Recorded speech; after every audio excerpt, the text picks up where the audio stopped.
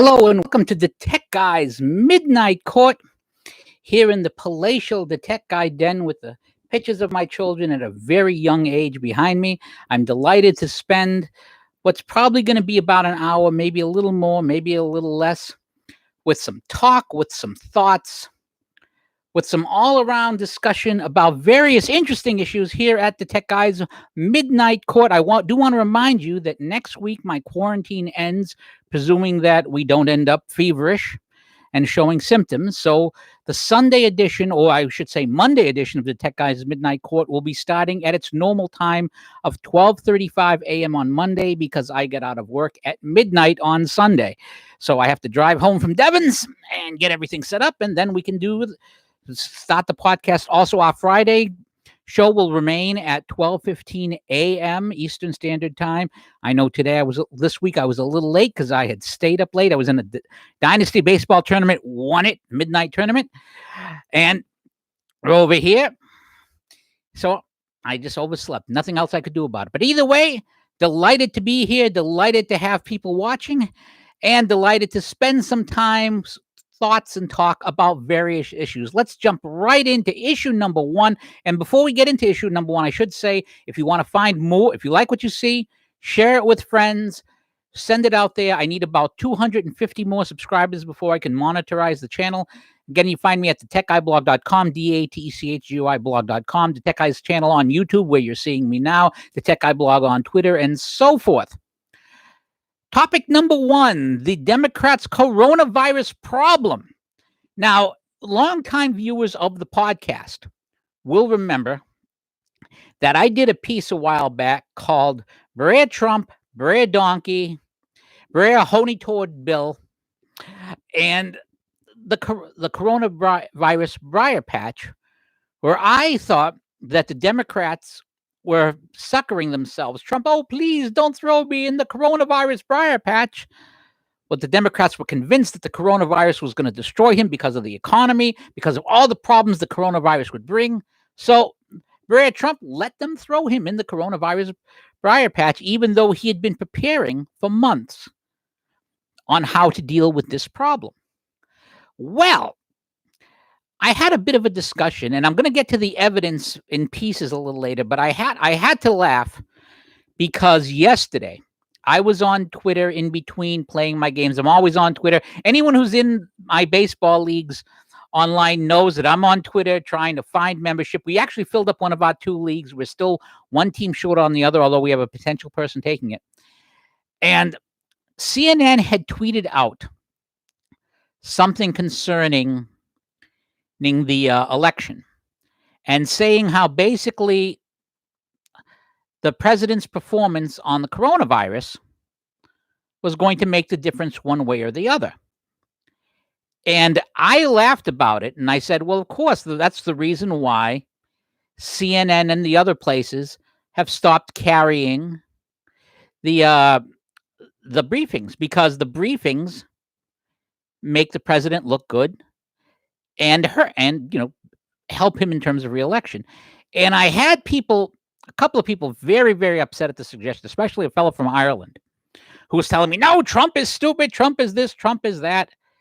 And, and I kept saying, but the evidence is, if Trump was this stupid, and my argument was very simple. If Trump was stupid, if Trump was ignorant, if Trump looks bad in these briefings, then naturally the networks would love to show him, because if they show him and he's being an idiot, then, it makes them look bad. And the tweet out there from CNN is, quote, a new reality is dawning for Democrats. The November election will likely hinge on the way American voters see President Trump's response to the coronavirus. And the CNN story that it links to, which I'm going to go to right now, I'm going to read you a bit of that piece. A new reality is dawning for Democrats. The November election will likely hinge on the way American voters see President Trump's response to the coronavirus. The belief has grown clearer in the last month as nearly every Democrat organization has focused their time, messaging, and paid media on framing the president's response as an abject failure that highlights the chaos around the White House and his unpredictability he has ushered into American politics. the full extent of President Trump's impact on controlling coronavirus, a pandemic that has wholly remade American life, is likely months away from being revealed. But Democrats aren't waiting for either voters to re-engage with electoral politics or for the full results of the Trump's mitigation efforts to become clear. An acknowledgement that they believe they must define the president as a failure now before to have success in November. Quote, "We have to make the arguments about why he hasn't done a good job as president," said Steve Scalise, a veteran Florida political operative who runs the Unite the Country, a PAC supporting former Vice President Joe Biden, the presumptive Democrat nominee. Quote, "Frankly, there is not a clearer moment than now that we're in this mess, not because he created the coronavirus, but for 50, 60, 70 days, he didn't think it was a real big deal." Now, I'm going to stop here for a while because, again, I tweeted out when I saw that tweet from CNN, I immediately tweeted out this response, quote, "which is why CNN is desperate to make sure they don't carry the coronavirus, Wuhan virus, CCP virus presses, because the more people hear POTUS in his own words, the less likely they're able to spin him for election 2020. If they thought for a moment that POTUS was actually making a fool of himself in a way that would hurt him, they would not miss a second of it." And as soon as I did that, I got backlash. And one of the backlashes came from a fella in Ireland who kept insisting that Trump was stupid. Trump is absolutely, positively stupid. He's totally foolish. He has no chance. He can't do a thing. And I answered, no, if he was, then the media would be making sure. Again, I had, Trump is a fool was what came from someone Tatey in Galway, Ireland. And I answered, if he was, then the media would be making sure that the electorate heard him word for word, uncensored, to make sure they all saw that. As they are not, the evidence does not support your conclusion, so we must assume you are wrong. Now, again, remember what the CNN article said. The CNN article said, we have to define Trump as a failure. And if he's making a fool of himself out there on stage talking about the coronavirus, then that would make it easier, wouldn't it? But not according to these guys. He's over there. But your assumption is wrong because you live in an echo chamber. The entire world knows he's a fool. Republicans' desire to hang on to power far outweighs their judgment. Now, granted that the world's media makes CNN America look conservative, it doesn't surprise me that someone from Ireland would think that way. In fact, 2 years ago, when I was covering I was credentialed media at CPAC. I was there with I think it was the year I was there with my two sons. I interviewed a fellow who had actually been in the hotel for somewhere else, grabbed a pass and got into CPAC, and he couldn't believe all these conservatives. He was a Scotsman, and the conservative thought was totally alien to his thought processes because all he heard was the BBC or things farther left. So it just threw him out there. And again, I was asking the fella, do they want, if he doesn't want to be there, if he's a fool, why aren't they showing him? Why aren't they showing more of him? And I pointed out, and if he's such a fool, how come he is, how come these people are defeating him? And I pointed out, all the Republicans were defeated by him. Hillary Clinton was defeated by him. He passed his tax, and I went through a list of all the different ways that Trump won. But no, he's a fool, and I'm in a bubble and so forth. Now, the fact that I'm answering a CNN tweet and answering him shows that I'm not in a bubble. But doesn't matter, because the narrative, Trump must be an idiot. Well, if he's an idiot and he's beating all these guys, what does that make these guys? No, it's not because of that. It's because the Republicans are supporting him. So the Republicans are much smarter than the Democrats, according to these people. But that went on for a while. One of the people arguing with me ended up blocking me to get their tweets out of the timeline, which happens a lot. I never block such people on Twitter because I have two philosophies on this. If my argument is any good, it'll stand up under fire. If I have a good argument and someone's making a counter argument, I should be able to listen to the counter argument and not be afraid to hear it. And my readers, the people who read me on Twitter, I've got about 4,000 something. How many followers do I have? I actually haven't looked in a while. I'm down to 3,910. So I'm about 90 followers away from 4,000. I thought I was over 4,000, but I stand corrected. So I figured the people who read me, if they think I'm wrong, they can hear the other guy. No problem with it. And so again, I made the offer. The guy who's saying, no, Trump is finished. Trump is terrible. Trump is this. Trump is that. And again, I listed all these things that were going on. And here's the list I had. Real Donald Trump managed to beat 16 other Republicans to win a nomination, beat Hillary Clinton, pass tax cuts, push his agenda, beat impeachment, beat the media, beat Pelosi, all people who are supposed to be smarter than him. And again, the answer was, well, that says more about the state of the Republican Party than it does Trump. And then I offered a bet. Everyone, because he had said, oh, give me proof that he's smart. And I gave him that proof. And I said, all right, you're saying these polls show him down by 10 or 20, other polls down to 20 with certain groups. I will bet you $500 right now. Now I got the $1,200 check coming, so I can afford that $500 of that because my bills are caught up. $500 that Trump gets reelected, and you have to give me some points because you're saying he's down by 20-something points, down by 10 points. Give me 10 points in the election, and I'll put $500. Why don't you do? Oh, I don't bet with cheats. Now I don't see how I'm a cheat, but again, they don't talk about this. This is where the left is. Now let's get back to that CNN article again. The thinking around the Democrats is that while Trump isn't to blame for coronavirus, he can be blamed for the federal government's delayed response. Additionally, Democrats believe that the virus has crystallized issues they've long faulted Trump for: the chaos around his administration, the unpredictability he has injected to American life and politics. I mean, there is no question that Donald Trump and the Trump administration's response is going to be central to the election, said Guy Cecil, head of Priorities USA. Quote, but I think it's also going to highlight some issues that we've been talking about the entire time, like healthcare. Now, again, this is the CNN saying that the election is going to be about the coronavirus. This is by design. And remember, and the problem with these arguments, of course, is that when the president put the travel ban on China, everyone media, including Joe Biden, oh, this is xenophobic, this is racist, and so forth. Remember that Nancy Pelosi, when she tore up the president's speech, he mentioned the coronavirus in it. And he mentioned actions being taken concerning the coronavirus. Nancy Pelosi tears up the speech. So the real problem with the media, and this is a problem that's been going on since the Drudge Report back in 1995, is that they forget that people have other sources of information and people can see the video. The video is there. The video of what they said 2 months ago is there. Now, yes, a lot of people have a short memory span when it comes to politics. But right now, a lot of people are sitting in their rooms without a whole lot to do. I mean, granted, not everybody has the Dynasty Baseball League and the daily tournaments, of which I'll be playing at 1 o'clock tomorrow afternoon, and that I missed 2 of them tonight for this podcast. So this is what I'm sacrificing for you guys. I missed the 10 o'clock and noon tournaments that I think I could have won, or at least gone deep in with a little bit of luck to give you this podcast here. But this information's out there. It's not hidden, and it's on people's Facebook pages, and it's on people's Twitter pages. Now, yeah, some of the big media is trying to censor that, and it's censoring Trump's live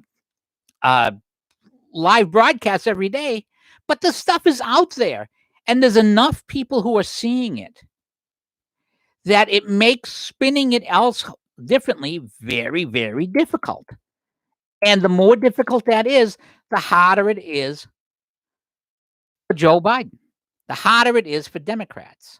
Let's get back to this CNN piece again. Super PACs like Priority USA and American Bridge have released scores of television and digital ads focused on Trump's handling of the virus and his early comments diminishing the spread. The Biden campaign has released a series of digital ads on the virus, including one that tracked Trump's comments as the virus spread. And the Democrat National Committee has worked with state parties from Florida to Michigan to Pennsylvania to slam how Trump is handling the coronavirus has impacted the battleground states. Now, again, I would remind you that we had the spectacle of Nancy Pelosi delaying the relief package that had the $1,200 that everyone is getting, plus $500 more if you have young kids. And, I mean, everybody saw this. It's very, very difficult for the left to pull this stuff off. It's very, very difficult to pull off this information. Now, that's from the CNN piece. The rest of that piece, again, the title of the piece, I'll let you just go and grab it. It's called How Coronavirus Has Reshaped Democrat Plans for 2020. So it's a very long piece. I'm not going to read the whole thing here, but you can find it on cnnpolitics.com, despite the fact that I'm apparently in the bubble and do not read anything outside of what I believe, but yet I read that. But here's the problems that these guys are getting. And let me read you a couple of other pieces. This is from Yahoo.com, which is famous for, you know how much Yahoo loves the president. Democrats fear Trump's new 2020 strategy is working. This is by Lachin Markey, Aswan Sulzberg, and Sam Stein. That's from the Daily Beast, April 11th, 2020. President Donald Trump and his allies are leaning heavily into a new 2020 strategy, tying Democrats and their presumptive nominee, Joe Biden, not just to China, but his role in spreading the coronavirus. Democrats are increasingly worried that the strategy will work. The Trump re-election campaign released a new ad this week going after Biden over his opposition to restrictions on travel from China designed to control the spread of the coronavirus outbreak. This was followed with a fundraising solicitation on Saturday that hammered home the point. I am tough on China, and Sleepy Joe Biden is weak on China, it declared. Inside the campaign, the strategy is simple. China, the villain of the global pandemic, has complicated, well-laid electoral plans and sparked growing criticism of the president. Quote, China is among many weaknesses, but when the people learn about Biden's attack on the president's China ban, his other weak positions on China, and his conflict with Hunter Biden's business deal with China, voters are horrified, John McLaughlin, a Trump pollster, told the Daily Beast on Friday. Other Trump 2020 officials said the campaign had always intended to hammer Biden on China until the election in November, and the coronavirus angle was merely another way to go after the Bidens and China simultaneously. And I have to laugh at this because Biden's son, again, impeachment, they pushed Biden, the stuff with impeachment. And Biden's son got a big gratuity from China.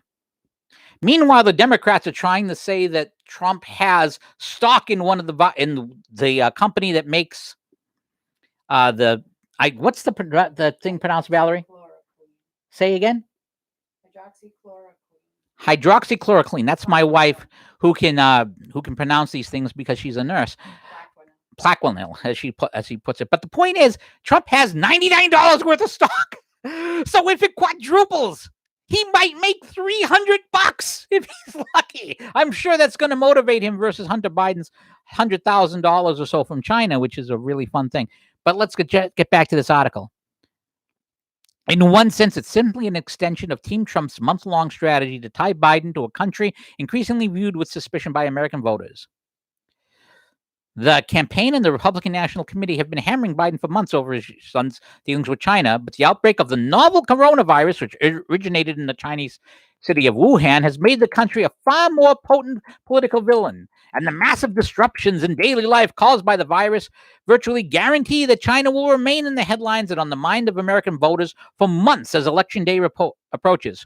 Polls already indicate that Americans of both parties overwhelmingly blame China for the virus's initial spread.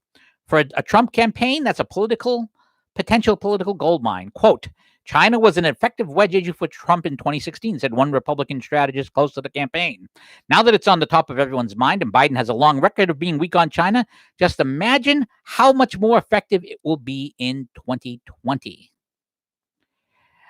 And the new tactic from Trump has not gone unnoticed by Democrats who fear that it may be the type of opening that a cynical president could effectively use, even one who has made a point of going soft on China's leader, Xi Jinping, when Trump repeatedly praises as an incredible guy. Now, notice the way they're spinning this. Of course, this is the Daily Beast and Yahoo.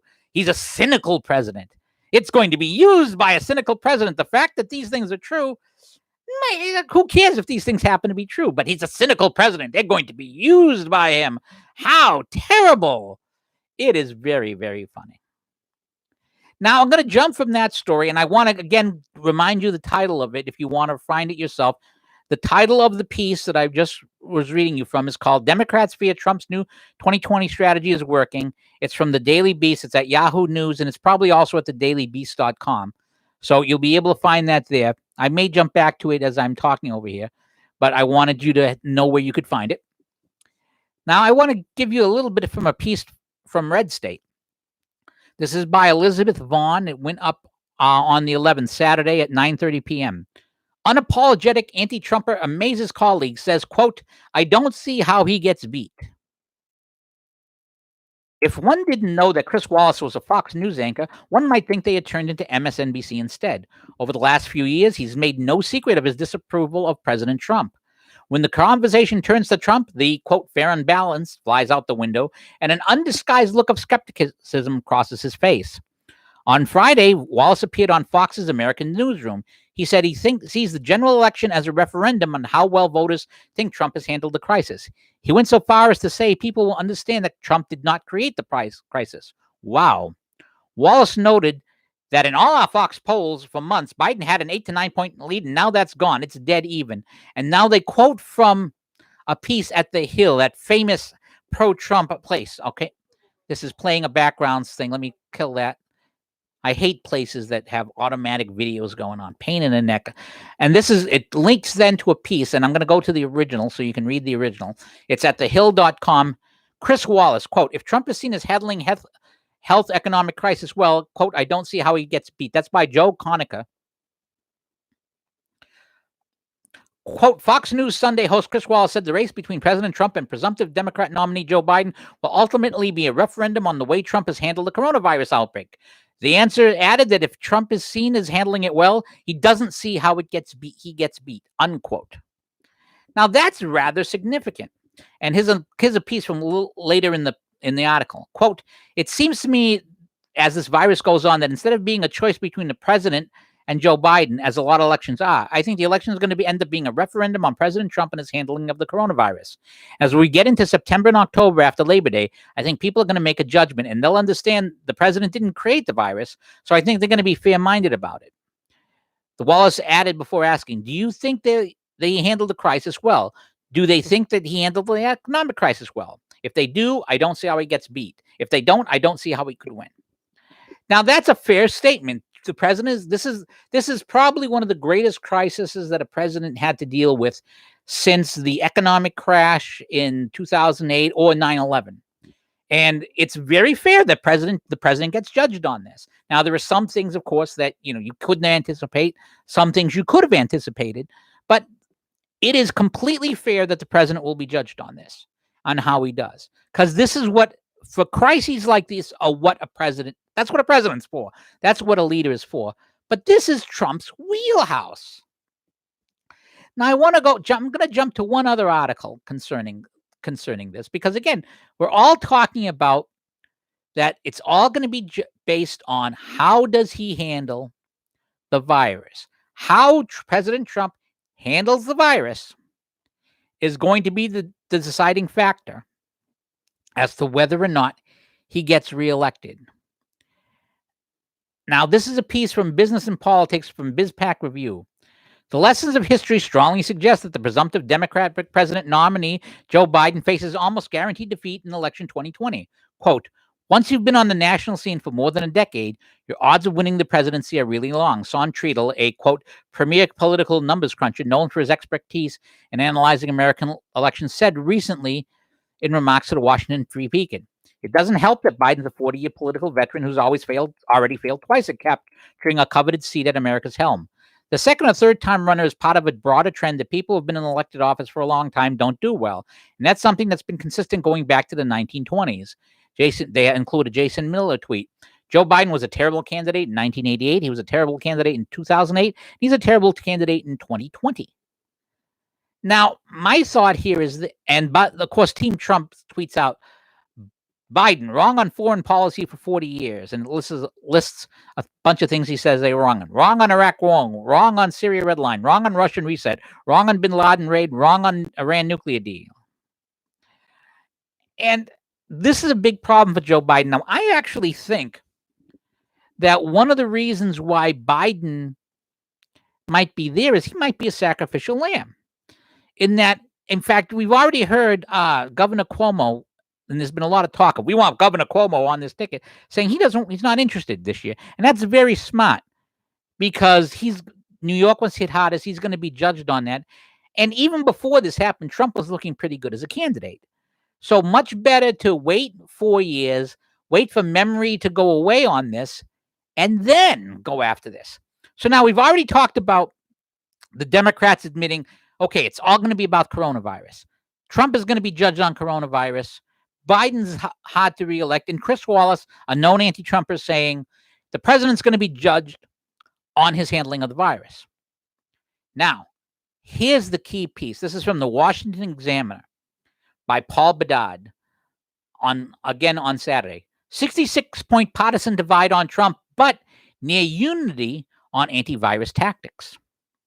People in the United States can't get over their differences on President Trump, despite near unity on social distancing demands his team and those in states, cities, and towns have made to slow the spread of coronavirus. The latest Ipsos analysis of polling data finds that the gulf between how Democrats and Republicans view Trump's job fighting the virus remains wide, and his overall approval rating is dropping. In a new Clifford Young says that 42% approve of Trump's handling of the virus crisis. But there's a 66-point gap between Democrats and Republicans. He said that 80% of Republicans approve, but only 14% of Democrats approve. There's also a 22-point difference between how partisans view the impact of the virus on the U.S. Ask if they believe the coronavirus poses a high threat to the country. 85% of Democrats say yes, 63% versus Republicans.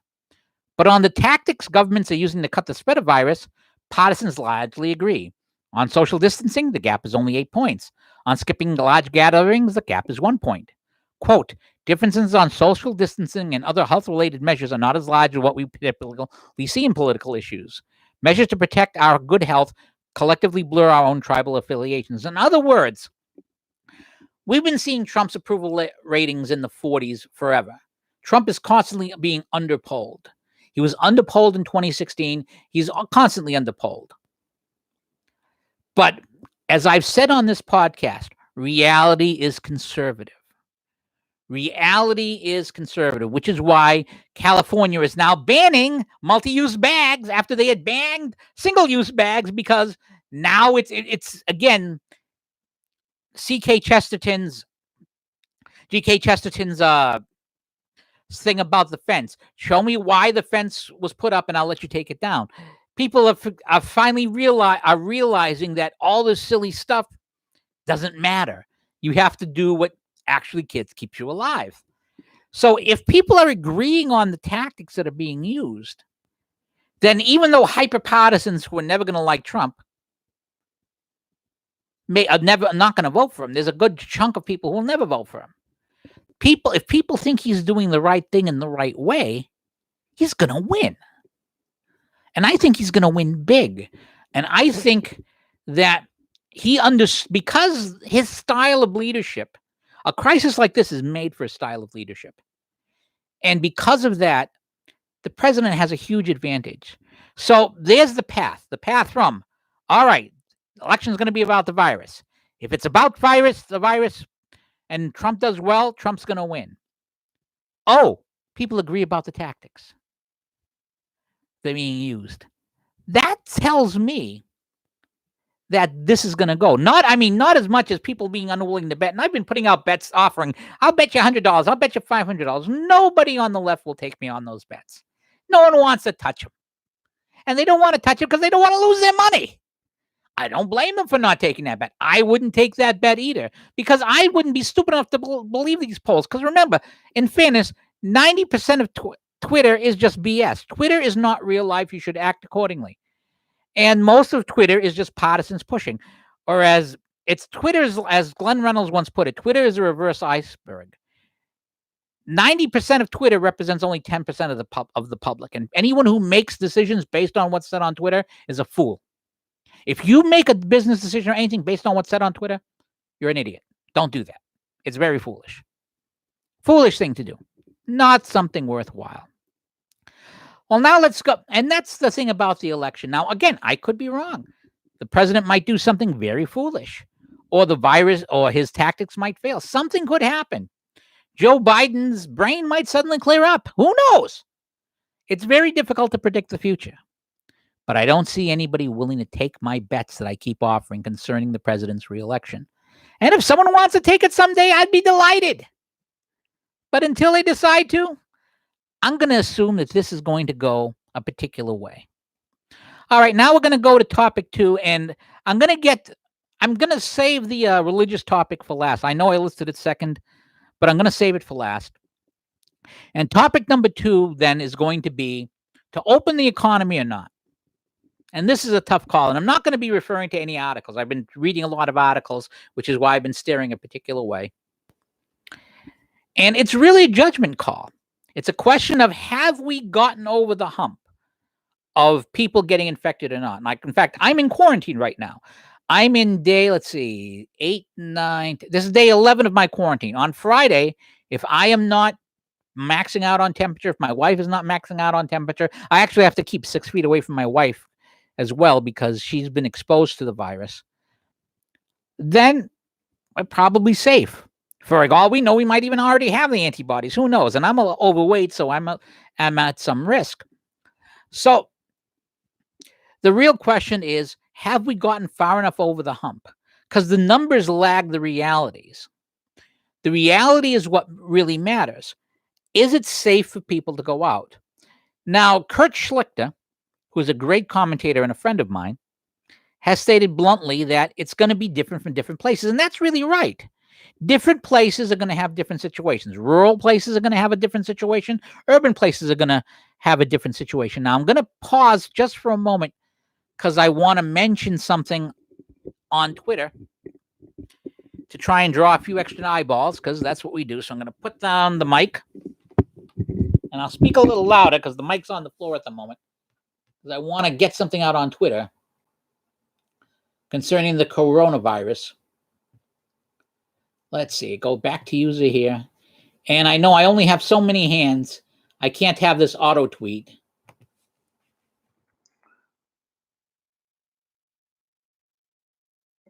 Patriarchy's peace on the virus on the live stream.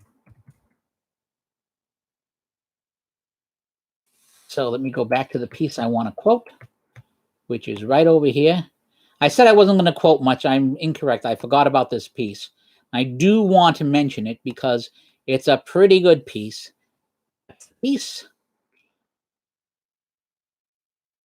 There we go. So that's tweeted out.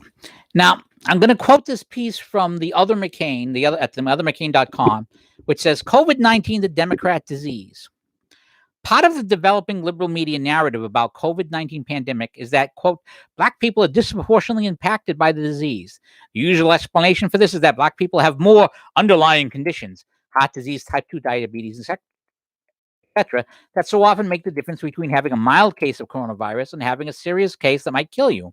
What goes unmentioned in such explanations is that Black people are also disproportionately likely to live in high-density urban areas and to use public transportation. Why do you think New York City has become such a death trap in this pandemic? Millions of people ride the subway there every day, and the city's population density is the highest in America.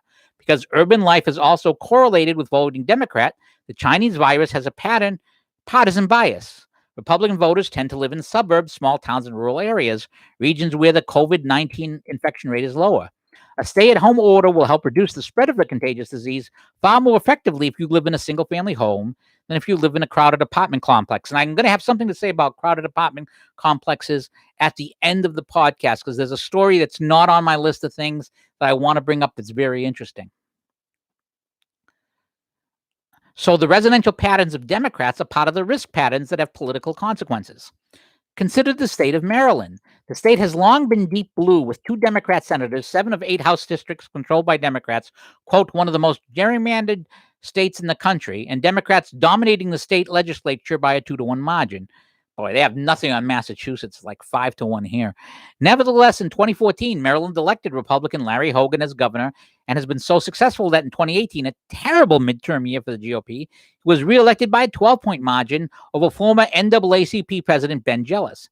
If you look at a map of that 2018 election, you'll see that the county with the largest margin for Jealous was Prince George's. This is a D.C. suburb where the population is 65% Black. The population density is 1,700 per square mile, and the Democrat got 71% with 225,889 votes to Hogan's 89,925. Compare that to Washington County in the state's western panhandle, where the population is about 10% Black. The population density is 320 per square mile. Hogan got 77% with 38,765 votes to Jealous's 10,894. Based on what we know about the pattern of coronavirus-19 infections, what would you deduce about the impact in the 2 counties? As of Saturday, these were the county coronavirus numbers for Maryland, and there's a chart up there, and it says cases and deaths by county. Prince George's County leads the state with 1,923 cases and 50 deaths. Meanwhile, the other county that he mentioned, Washington County, if you look at the list, has 72 cases and 1 death. And quite a lot of these counties have no deaths. Most counties have cases in double digits versus triple digits. And at least 1, 2, 3, 4, 5, 6, 7, 8, at least 10 counties there have no listed deaths. Quote, as you can see, Prince George's County has the most coronavirus cases and the most deaths of any jurisdiction in Maryland, while Washington County was near the low end. So the per capita rate of and there's another set of charts here. The per capita rate of coronavirus 19 cases in Prince George's County is roughly 4.4 times higher than in Washington County, and the death rate differential is not a result of politics, nor can it be blamed on racism. Rather, the coronavirus infection rate reflects differences in lifestyle, urban versus rural, that are also reflected in partisan differences. The liberal media want to blame the disproportionate impact on Black community on racism and poverty, even though Prince George's County is, quote, the wealthiest African-American majority county in the United States, and that's a substantially higher median income, $71,696, than the majority white Washington County, $52,994. Let's be clear, nobody is safe from COVID-19. Being white or living in a rural area doesn't make you immune from the disease, and the virus doesn't care what party you vote for. However, risk is always a matter of statistical probability. And because Democrat coalition is so heavily skewed towards urban voters, the outbreak of a contagious disease that spreads most rapidly in high-density communities with public transportation means Democrat voters are most at risk. And he gives credit to John Hodge, who is his podcasting partner in a podcast that's on every Saturday night at 7 called The Other Podcast, for help with the statistics there. And that's really the thing about reopening America. Reopening America is all going to come down to not using one size fits all isn't going to do it. Certain areas like New York, which is the hotbed for this virus, are going to have to open last. Other areas will be able to open sooner. The real question is, will people in New York spread themselves out to other places? And in fact, there's evidence already that the reason why the virus spread so much were New Yorkers running away from the virus. For example, in Tennessee, Knox County active cases are 28 cases, and total cases are 159. That's not an awful lot of cases for a whole county in a state. That makes a big, big difference. And when you're doing that, when you have a difference like that, it makes a huge difference in terms of whether you can open up the economy and whether you can't. Now, there's still some risk, and the Democrats will obviously attack, and we've already seen Jennifer Rubin, the so-called conservative commentator at the Washington Post, say, we're going to have to blame Trump for every death if he reopens too fast. Well, are we going to blame Trump when we open fully and people get into car accidents because there's more cars on the road? Are we going to blame him for that? When people are out and able to go to bars and get drunk and get into fights and get injured and drink, are we going to blame Trump for that? It's just a stupid thing to say. But there's a piece on Yahoo Finance by Inan Dogan, PhD, that's titled, "We are 100 times safer now than we were in early March. Here is the math." And he goes through some studies over here and has charts. And let me read you a little bit of this. The first parameter I estimated was the life cycle of the virus. I estimated that it took an average of 5 or 6 days from infection to the onset of symptoms, another 5 or 6 from the onset of symptoms to hospitalization, and 14 days from hospitalization to death. Check out the image below for an academic article published a week or so for actual distributions. They have a set of charts. And the real question is, how long does it take for infections to go through? It takes, and here's what's reporting here. I presented to set up a simple model. Now, again, this is a model. All models are guesses to some degree. You can take data and extrapolate from it, but only the data is real. The model is just a model. But I want to read you this. I proceeded to set up a very simple model. When someone dies from COVID-19 in a given county, it means that this person was infected approximately 24 days. However, since only 1 out of 100 people who were infected 24 days ago dies, we can estimate that there were 99 other infected people 24 days ago as well. It takes one infected person about 18 days to spread the virus to 100 people.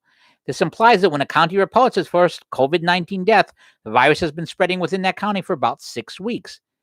If a county had 100 infected people 24 days ago, the number would double to 200 on day 21, 400 on day 18, 800 on day 15, and so forth. Basically, when a county reports its first COVID-19 death, we know that there must be around 25,000 other infected people within the county spreading the virus freely. This is only if we successfully identified the first COVID-19 death. If there were other unnoticed COVID-19 deaths earlier, the number of affected people would have been higher. And the person quotes several other articles and mentions that social distancing and lockdowns work. Let's say you live in New York City and got infected right at the moment before the state went into lockdown. On average, it'll take you 5 to 6 days to develop symptoms. If you check the actual distribution curve, you'll see it may take as long as 2 weeks, which is why, for example, I'm in quarantine for 2 weeks. The probability density function in the above image also tells us it can take an additional 15 days from the onset of symptoms to get hospitalized. So I have no symptoms now. If I start showing symptoms by Friday, I might be hospitalized at the end of the month. During this 25-day period, you might potentially be infectious and can spread the virus to other people. But that's the extreme case. Most people aren't infectious after 10 days or so. That also tells us that almost all the people who were infected at the beginning of a statewide lockdown won't be infectious by May 25th. Now remember, and I keep saying this, and it's so funny to say this. This has only been going on for about a month. Right now, it's April 13th. It's only been a month. Again, Dal, what day did we go to Longhorns for your birthday dinner? March 14th. I took my wife out for a birthday dinner, which we do traditionally. It was before her birthday. But a month ago today, we went out for our dinner, and then the restaurants closed directly afterwards. So people who were infected before the start of social distancing aren't going to be able to spread the virus at this point. This is very, very thin. And again, later on in this article, today is day 21 of the lockdown in New York State, the epicenter of the U.S. pandemic. I estimate there are only a few hundreds of new infections. I'm not talking about the numbers announced by the governor, because remember, these numbers are tests. So people who have the virus in their system, who have the antibodies, they were infected. The new cases announced by Cornoa are the infections that they were able to identify that actually were initiated 1 to 3 weeks ago. I'm talking about the new infections that happened today. We have very few of them. That's why I'm not afraid anymore. The probability of catching COVID-19 in New York today is probably 100 times smaller than the probability of catching it a month ago. Yet most people are 100 times more concerned about getting infected now than they were a month ago. That's because yesterday, more than 2,000 Americans lost their lives. The good news is that our death toll isn't doubling every 3 days anymore. The death toll on April 10th was only 45% higher than April 17th. 1 day ago, that figure was 52. That means that we are only 3 to 5 days away from the peak daily death toll. And remember what the president and the doctors said up there, that this was going to be the big week. So this is going to be the big week. And remember, this is April 13th. Now, I've been telling you for a month that this is probably going to be done by the end of April. I've been saying it over and over again. I said, I could be wrong. End of April, probably done. Maybe a day or two in May. But end of April, probably done. That's another 17 days away, 2.5 weeks. By that time, the incubation of the virus is going to be through for a lot of people. Now, will some people still catch it? Of course. There's always going to be a few outliers. But by then, the herd immunity will be in there. Most people will not be able to get it. And then it will be safe to open. Now, we get a lot of criticism of the doctor. What's the pronunciation? Fauci. Dr. Fauci gets a lot of criticism. And there was some unfair criticism by an ally, Gateway Pundit, who said he's turned on Trump by saying, there could have been deaths if we had acted sooner. Well, of course. But again, you didn't know the evidence at the time. Fauci wasn't attacking Trump. He was saying, these are the options. President's making the decision. His focus is only, this is the pandemic. This is what's going on here. This is the evidence. President makes a decision. That's how it works. And I think the president's very smart to have Obama people over there like Fauci and Bix, because it's a bipartisan approach. And and the people who are trying to turn this as, he's turning on them. I think that's wrong. I think that's a foolish argument. And it's basically, it's the spin that the media wants to use on him. But the question is going to be, are we going to open at the end of the month? I think we are. Now, some states might decide to go later. New York might decide to wait a little longer. And there are going to be some deaths from it. But I think we're going to open by the end of the month. And I think by the end of May, we're going to be back to normal in a lot of ways. Now, there are some businesses that might not survive by then. Some will have to get the various government grants and so forth to keep them going or to get them back started. But I know I'm dying to go out to eat. I know we've had a couple of, my oldest son isn't in quarantine. He dropped off friendlies for us yesterday. And for my our anniversary, which was last week, 32 years. Amazing that a woman put up with me for 32 years. Yeah, she's over there. I keep pushing it. But he picked up the 99s for us and dropped it off at the porch, and we talked over the phone while we were all eating because we couldn't eat together because he's not allowed in because we're in quarantine. People are dying to get out. People want to get out bad. And I'm telling you, people, if people can afford it, they're going to go out and go nuts. Plus, they have $2,000 they didn't expect. Now that doesn't apply to people who, like a waitress who hasn't been getting any money. That $2,000 is going for bills. For a lot of people, that stimulus money that the president sent out and that the Congress sent out is a lifeline that's keeping them going for a month, which is what it was intended to. And there's also a lot of people who are realizing they're making more on unemployment than they would be working. In fact, if I got myself laid off, I'd be making more than what I'm going to make working. I don't want to do that. First of all, because I get our medical from our job, and my wife's medical is much more expensive, even though the layoff money would make up for it. Plus, I don't want to get used to the idea. I mean, it's been very nice to be here with my wife and son. We've enjoyed some video games and some movies together. We've enjoyed the time together. We've enjoyed dinners together, even though we have to stay apart a little bit. And I was just saying today when we were having breakfast, my wife made an awesome breakfast today. Oh, it was great. How blessed we are. But you don't want to get used to idleness. Idleness is a dangerous thing. People are going to go out. People are going to spend money, and it's going to boom. And when that happens, it's going to be nasty. So do we open up? I say yes. Do we open up on May 1st? It wouldn't surprise me if it was delayed to the 14th. But I think May 1st, first week of May, I think we'll be open. I think by June 1st, sporting events will be on again. I'm predicting that. And it's 12:47, Monday, April 13th. I'm predicting that. Could be wrong. I might be wrong. I've been wrong before. No disgrace in being wrong. But I'm telling you right now, that's when that's going to be happening. That is when that is going to be happening.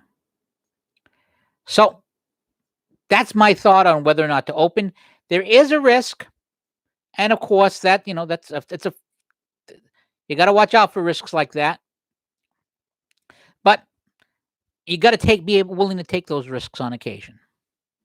That's the risk the president's going to take. I think it's going to be a winning risk for him. And I think it's bad news for the Democrats. All right, now topic 3. The proofs are now. When I started this podcast, I started at 11:59, so it was Easter Sunday.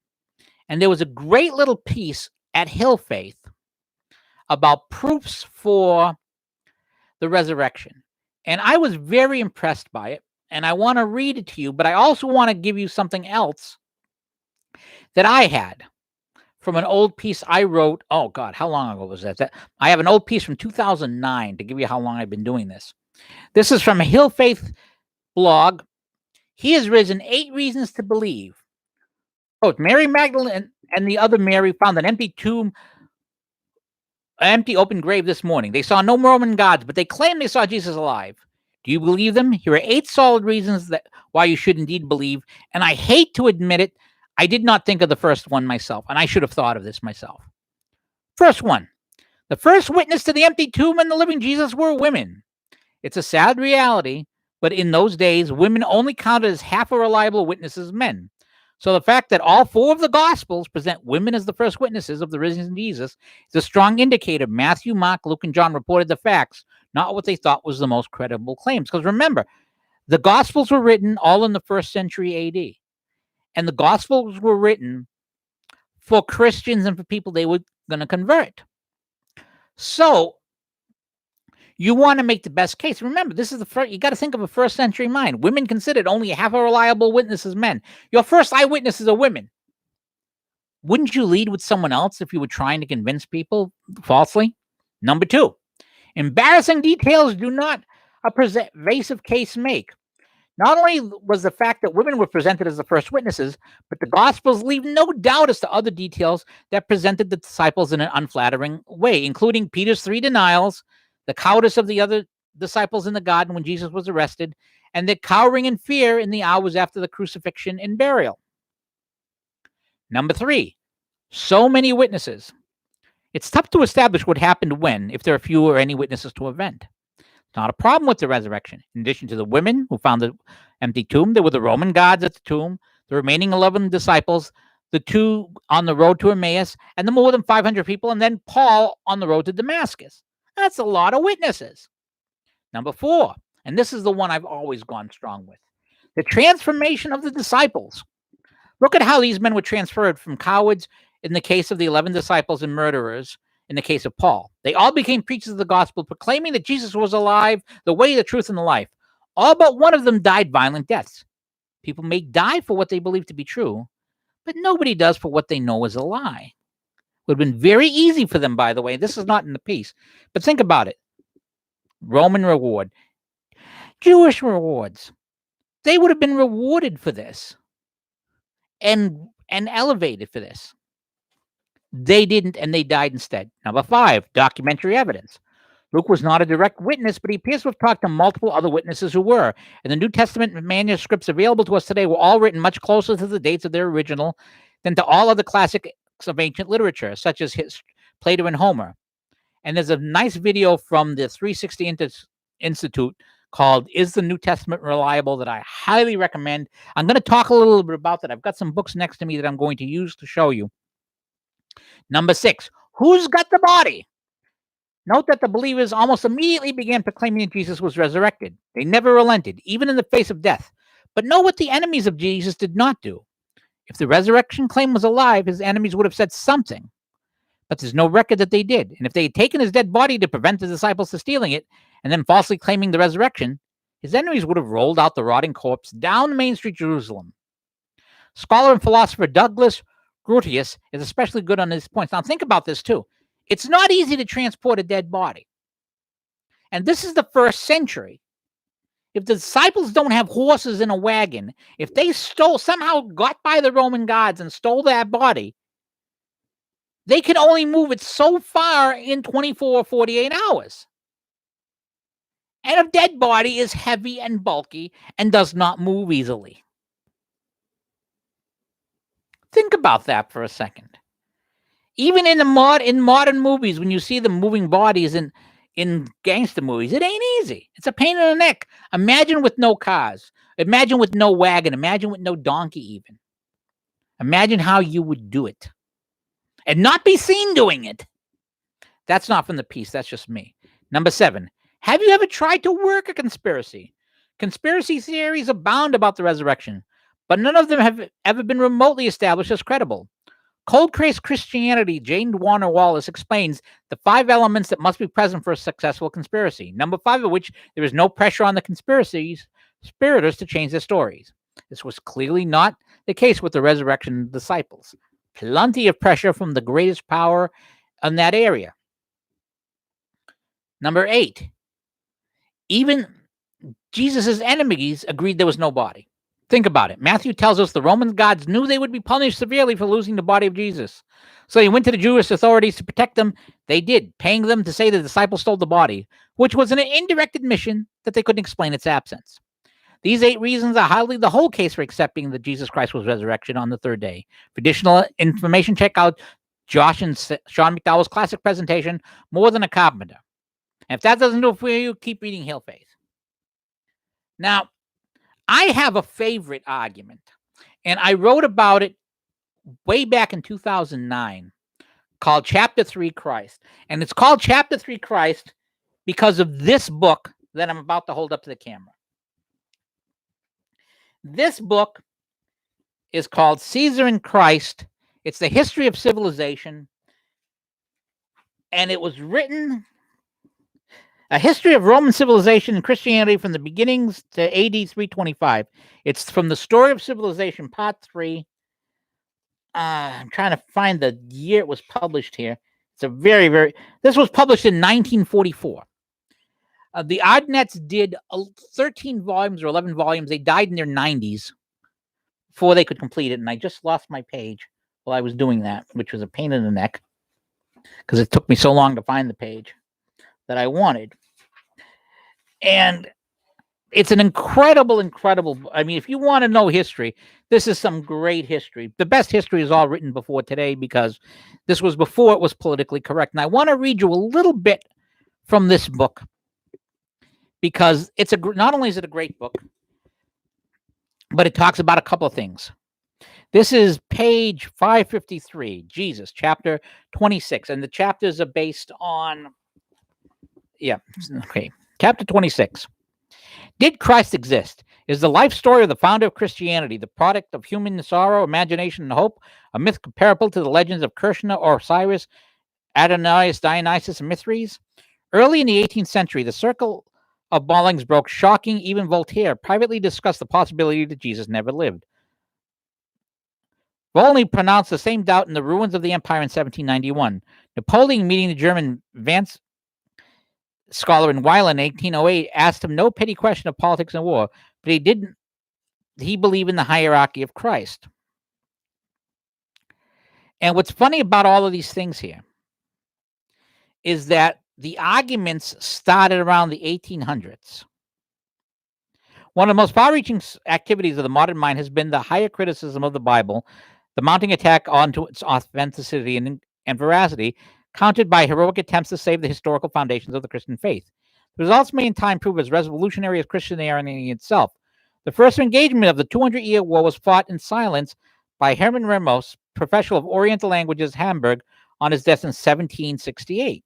So, again, this is the arguments against Christ's existence really came up around a couple of hundred years ago. And I'm going to jump ahead because this is a very long piece. In summary, it is clear that there are many contradictions between one gospel and another, many dubious statements of history, many suspicious resemblances to legends of old pagan gods, many incidents apparently designed to prove a fulfillment of the Old Testament prophecies. And again, this guy is an atheist, by the way. Many passages possibly aiming to establish a historical basis for some later doctrine or ritual of the church. The evangelists shared with Cicero, Sallust, and Tacitus the conception of history as a vehicle for moral ideas. And presumably, the conversations and speeches reported in the gospel were subject to the frailties of illiterate memories and the errors of copyists. All this granted, much remains. The contradictions are of minutia, not substance. In essentials, the symbiotic gospels agree remarkably well and form a consistent portrait of Christ. In the enthusiasm of its discoveries, the higher criticism has applied to the New Testament tests of authenticity so severe that by them 100 ancient worthies, Hammurabi, David, Socrates, would fade into legend. Says a great Jewish scholar, perhaps too strongly, quote, if we had ancient sources like those in the Gospels for the history of Alexander the Great, we should not cast any doubt upon them whatsoever. That's from J. Klausner, From Jesus to Paul, page 160. That's the reference in the bottom. This isn't Howard Zinn's histories where they put no references so you can't actually check on facts. Despite the prejudices and theological presumptions of the evangelists, they record many incidents that mere innovators would have concealed. The composition of the apostles for high places in the kingdom of heaven, their flight after Jesus' retreat, Peter's denial, the failure of Christ to work miracles in Galilee, references of some auditors to his possible insanity, his early uncertainty as to his mission, his confessions of ignorance as to the future, his moments' bitterness, his despairing cry on the cross. No one reading these seeds can doubt the reality of the figure behind them. That a few simple men should, in one generation, have invented so powerful and appealing a personality, so lofty an ethic, and so inspiring a vision of humankind and brotherhood would be a miracle far more incredible than any recorded in the Gospels. After 2 centuries of higher criticism, the outlines of his life and character and teaching of Christ remain reasonably clear and constitute the most fascinating thing of the history of Western civilization. And what I find even more interesting than all of this is something from here that I want to hit you with. And I've got over here my family Bible. This is the Gospel of Luke. This is chapter 23, verse 44. It was now about noon, and darkness came over the whole land until 3 in the afternoon. That is recorded in the Gospel of Luke. That's the statement. And here's how Matthew puts it. From noon onwards, darkness came over the whole land until 3 in the afternoon. And about 3 o'clock, Jesus cried out in a loud voice, Eli, Eli, lema sabachthani, which means, my God, why have you forsaken me? Some of the bystanders who heard it said, this one is calling for Elijah. Immediately, one of them ran and got a sponge, soaked it in wine, and putting it on a reed, gave it to him to drink. But the rest said, wait, let's see if Elijah comes to save him. But Jesus cried out again in a loud voice and gave up his spirit. That's from Matthew chapter 27, verses 45 to 50. Now, there's a pagan described in this book here called Thalius. He's not going to put up with what Matthew is saying over there. About 50 AD, this is before the Gospels, mind you, he states that the darkness is a purely natural phenomenon and just a coincidence. Here's how Durat put it over there. The argument that Thalius was making took the existence of Christ for granted. The denial of the existence seems never to have occurred to either the bitterest Gentile or Jewish opponents of narcissist Christianity. In other words, the people of that time did not. He didn't argue that Jesus didn't exist. He didn't even argue that he didn't get crucified. He did not even argue that the darkness took place, as the gospel said. He just argued, and remember, he's trying to argue against Christianity. Oh, that darkness, perfectly natural phenomenon. These Christians are making much too much of it.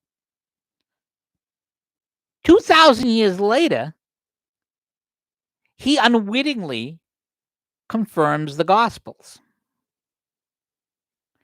It's an amazing, amazing thing. And I want to quote you from my piece. Let's consider something important. One mistake the 20th and 21st century people tend to make is applying what I like to call the Twilight Zone thinking to people of earlier times. The first-rate series Twilight Zone prepared and gave us twists like we have not seen before. They are such an established part of our set of thoughts that we naturally think critically of almost everything and expect the unexpected. Now think of the 1st century AD. No means of mass communication, a constant struggle to simply live. The advanced civilization of Rome depended on a huge slave population. The fastest means of communication is horseback on land and trimeans and galleys by sea. We read about great orators and philosophers, but remember, this is the minority of the population.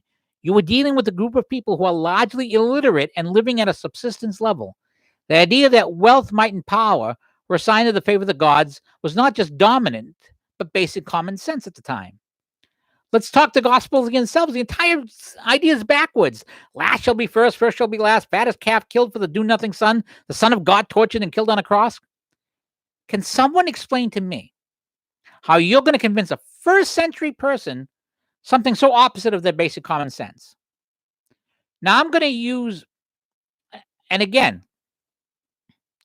I'm going to use my favorite, and I've mentioned this argument before. I'm going to use the favorite argument that came from my parish priest, and this is my parish priest at the time in 2009, and expand on it. We see Jesus killed. We have a group of followers of Jesus scattered. It's apparently all over. The established power of Rome and the elders of Israel have finished him. He'd be rejected by both the established religious and civil authorities. Now, look what happens within a period of time. These followers of Christ are not only back, but are standing up to established authority, even to the point of death. We see all but one of the disciples of Christ killed violently. And again, remember the time and place. Something has convinced a group of early 1st century Jews in a society that rejects nonconformity that they will not only challenge the established religious law, but the power and majesty of the Roman Empire. Logically, something pretty damn impressive had to turn a bunch of guys fleeing to people unafraid of death and disgrace. We have a written explanation, written at a contemporary time, versus cartwheels being turned by people who say otherwise. As Spock once said, if I let go of a hammer on a planet having a positive gravity, I need not see it fall to know it has in fact fallen. There are a lot of loops that people tie themselves into to explain this away. It's part of the whole Jesus the man, Jesus the teacher theme that C.S. Lewis says this about. Quote, either the man was and is the Son of God, or he's a madman or something worse. You can shut him up as a fool. You can spit at him. You can kill him as a demon. You can fall at his feet and call him Lord and God. But let us not come with any patronizing nonsense about him being a great human teacher. He has not left that open to us. He did not intend to. So given those facts, what is the most reasonable conclusion? The most reasonable conclusion is that the tomb was empty and that Christianity is real. In fact, from what I've seen, it takes a whole lot more faith to not believe than to believe. Well, now I want to touch on two things that have nothing to do with what I just said. Because one is from a post that's going up tomorrow morning, my lead post of the day. And it's about something that was funny, just plain funny. You're going to enjoy it. And it's the actually, I don't see the post. Where'd it go? It should be showing up as a schedule, publishing soon. JonTron versus Goop. Now, you might have heard of Gwyneth Paltrow has this company called Goop, which has all these weird types of cures and such. And there's an internet personality called JonTron who has about 6 million more subscribers to his videos than I have to mine. And he did a video today going after this Goop. My post goes up at 6:48. Oh, that should say AM instead of PM. I'm going to have to reschedule that. I will fix that immediately because the scheduling time is wrong. It should be AM instead of PM. I got to tell you, you have to watch this video. You have to watch this video because it is one of the funniest things you'll ever see in your life. You will not regret it because it takes a look at all of this weird stuff. And it's a video he made from quarantine, from his house, because he's now under quarantine and he's an internet guy. Very funny. And think about, and when you watch that video and watch all these people doing all these weird things, remember this. I will wager most of the people in that video would consider the people who, like me, who believe in the resurrection to be foolish or grasping at straws. Okay, second thing I wanted to mention, which is again in that post coming up at 6:48 a.m. I just fixed it while we were talking. Around 4, this is from kget.com. This went up the 11th at 7 p.m. and it was updated at 8:24 p.m. Around 400 people at party where 6 were shot, wounded in East Bakersfield. Nearly 100 gun casings recovered, sheriff's office said. Now, remember, this is April 11th. We're all supposed to be doing social distancing. 400 people at a party and they're arresting and throwing nails at people going to a church service. Here's the story. Quote, around 400 people were at a party at an East Bakersfield apartment complex where dozens of shots rang out, wounding 6 people early Saturday morning, according to Kern County Sheriff's Office. Based on evidence recovered at the scene, KCSO says it appears that at least one partygoer fired back at the suspects in a white sedan that fled the scene. Officers said nearly 100 empty shell casings of multiple calibers were recovered at the scene in the 3500 block of Pioneer Drive. The Kern County Sheriff's Office responded to the shooting early Saturday around 12:26 a.m. in the 3500 block of Pioneer Drive. 1 juvenile and 5 adults were wounded by gunfire. All 6 were transported to a hospital with wounds that were described as non-life-threatening. The victims were uncooperative, and deputies have limited information to go on, a spokesman said Saturday evening. Officials said there were no calls about the party before the shots were fired. The suspects were only described by deputies as 4 black males in a white sedan. It wasn't immediately known that the shooting was gang-related because victims are not cooperating with investigators, according to the sheriff's office. The overnight shooting has been described as a mass shooting, according to the definition by Gun Violence Archive, a nonprofit that tracks shootings from law enforcement and media reports. A, quote, mass shooting is a shooting that wounds at least 4 people in a single incident at the same general time and location. The Pioneer Drive shooting is one of 3 separate shootings that occurred within 3 hours in Kern County. One man was shot and killed in a motel at Union Avenue in central Bakersfield late Friday night. Another critically wounded in a shooting on Plants Road in South Bakersfield around 1:30 a.m. Saturday. Now, I want to say something about this shooting.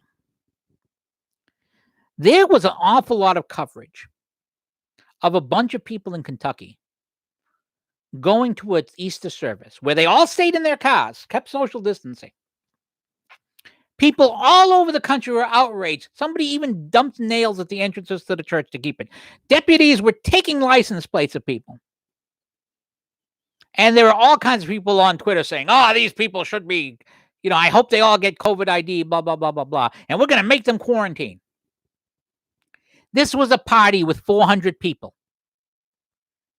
So for some reason, the mainstream media does not think it's newsworthy. Nobody on Twitter is criticizing these people for not social distancing. Not a word is being spoken about it. You tell me why. I think we know the answer to that. But I think it's very interesting that the media doesn't want to touch this. The primary reason, I think, is because the people going to the church are considered Trump supporters. The people at this party are not considered Trump supporters. That's why one is criticizable and one is not, even though it involves a mass shooting at a party with 400 people during the stay away from people lockdown business. That's basically the difference between a national. This is not considered a nationally newsworthy story. I think it is. And I think the fact that it's not considered a nationally newsworthy story is the most newsworthy story of all. Well, we've been at this for a little over an hour and 14 minutes, and that's all the time we have. I'm hoping to play the third game of a 3-game series I owe with the 2008 or 9 New York Yankees in my baseball league. So we're going to cut it short here. Well, it's not short, cut it long here. Hope you enjoyed the podcast. A reminder, you can find me at DaTechGuyblog.com, DaTechGuyblog.com, the Tech Guy Blog on Twitter, the Tech Guy Blog on YouTube. You can listen to my Saturday radio show on WQPH 89.3 FM Shirley Fitchburg called Your Prayer Intentions. We recorded on Wednesday, so if you have a prayer intention, send it. I was about to show you a copy of my book, which seems to have disappeared. Oh, no, here it is. You can buy this on Amazon, Hail Mary, the Perfect Protestant and Catholic Prayer, my book on the Hail Mary, why Protestants should embrace it. And, of course, you can catch my podcast Friday morning, 9:15, unless I oversleep again. We will be broadcasting live again. And if you like the podcast, give it an up arrow. Share it with your friends. Need a couple hundred more subscribers to get it going. If you like the site and what you see, I appreciate you coming down, share it around. And we started this podcast because I was looking to increase my traffic and earn about 180 more a month. So far, it's managed to do that. For last month, we got that extra 180. This month, we're about 20 or 30 over where we were. So if you really like it, hit the tip jar at the blog, DaTechGuyblog.com. Be really appreciated. Well, again, thank you for joining us. Thanks for spending some time. And as of right now, I declare the Tech Guy's Midnight Court adjourned until Friday at 9:15 a.m. You take care. And I hope you had a happy Easter and God bless you all.